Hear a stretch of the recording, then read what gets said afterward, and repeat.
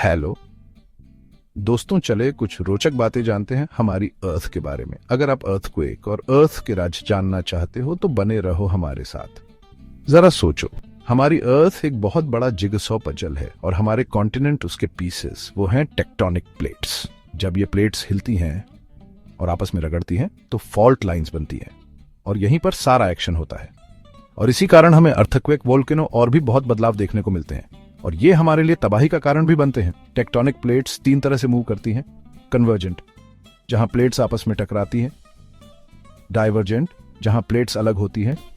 और ट्रांसफॉर्म, जहां प्लेट्स एक दूसरे के पास से स्लाइड करती हैं। कन्वर्जेंट मूवमेंट से पहाड़ बनते हैं जैसे हिमालय।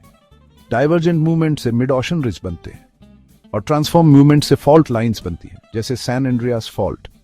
इन मूवमेंट्स से वोल्केनो, गीजर और हॉट स्प्रिंग्स जैसी भूवैज्ञानिक घटनाएं होती हैं। तो अगली बार जब धरती हिले या वोल्केनो फटे तो याद रखना, ये सब टेक्टोनिक प्लेट्स का खेल है। टेक्टोनिक प्लेट्स के बारे में और जानें। क्या आप जानते हैं कि टेक्टोनिक प्लेट्स की गति बहुत धीमी होती है?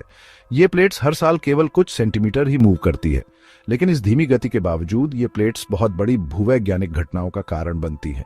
फॉर एग्जाम्पल, जब दो टेक्टोनिक प्लेट्स आपस में टकराती हैं तो एक प्लेट दूसरी के नीचे धंस जाती है, जिसे सबडक्शन कहते हैं। इस प्रक्रिया से गहरे समुद्र में ट्रेंच बनते हैं जैसे मारियाना ट्रेंच। इसके अलावा टेक्टोनिक प्लेट्स की गति से समुद्र के तल में भी बदलाव होते हैं। जब प्लेट्स अलग होती हैं तो समुद्र के तल में दरारें बनती हैं और मैग्मा बाहर आकर नई समुद्री परत बनाता है।